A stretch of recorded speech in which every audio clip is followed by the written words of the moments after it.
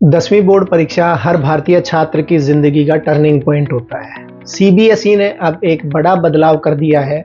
अब 10वीं की परीक्षा साल में एक नहीं 2 बार होगी।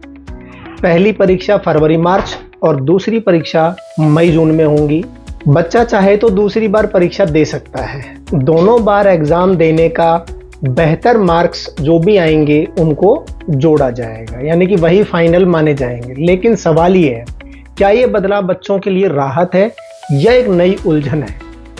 आइए समझते हैं इसके फायदे और नुकसान। नमस्कार, मैं महेंद्र मीना, PR अड्डा इंडिया।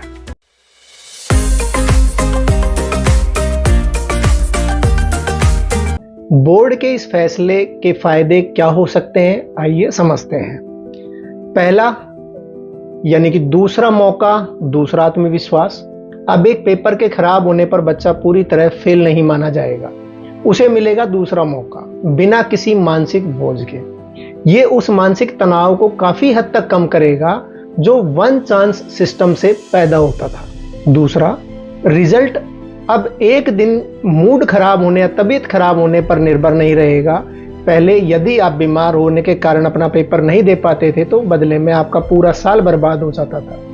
अब ऐसा नहीं होगा, बच्चे की मेहनत खराब नहीं होगी और उसको दूसरा मौका मिल सकता है। तीसरा, आत्महत्या के जो चांस थे वो काफी हद तक कम होने के आसार बनेंगे। ऐसा करने से बच्चों के अंदर मानसिक तनाव बढ़ेगा नहीं जबकि घटेगा।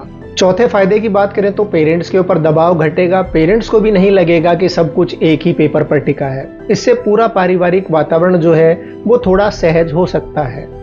आइए अब समझते हैं बोर्ड के इस फैसले से क्या नुकसान हो सकते हैं। नंबर 1, ग्रामीण और आर्थिक रूप से कमजोर छात्रों के लिए एक चुनौती है।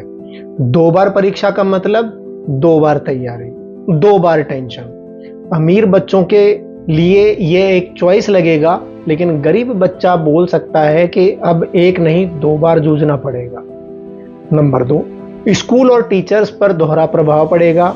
2 बार परीक्षा लेने का मतलब है स्कूलों को भी 2 बार तैयारी करानी होगी, टाइम टेबल दोबारा सेट करने होंगे और रिजल्ट प्रोसेसिंग लंबी हो जाएगी, यानी सिस्टम पर अतिरिक्त बोझ। तीसरे नंबर पर कंपटीशन और बढ़ेगा।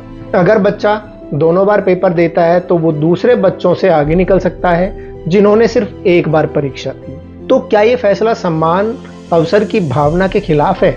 नंबर 4, कंफ्यूजन और गलत गाइडेंस का खतरा बना रहेगा। कुछ स्कूल या कोचिंग सेंटर बच्चों को बार बार एग्जाम देने को मजबूर कर सकते हैं और बेहतर मार्क्स के नाम पर इससे बच्चों पर फिर से दबाव बन सकता है। सीबीएसई का यह फैसला इरादों से अच्छा है, लेकिन अमल पर बहुत कुछ टिका है। अगर इसे संवेदनशीलता से लागू किया गया तो यह एक पीढ़ी का बोझ हल्का कर सकता है, लेकिन अगर इसके पीछे सिर्फ आंकड़ों की चमक रही तो फिर ये सुधार खुद ही एक नई समस्या बन सकता है। बच्चों के भविष्य से जुड़े इस मामले में बोर्ड के इस फैसले पर आपकी क्या राय है, हमें कमेंट बॉक्स में अवश्य बताएं। वीडियो पसंद आया हो तो कृपया लाइक और शेयर अवश्य करें, और यदि चैनल को अब तक सब्सक्राइब नहीं किया है तो कर लीजिए। धन्यवाद।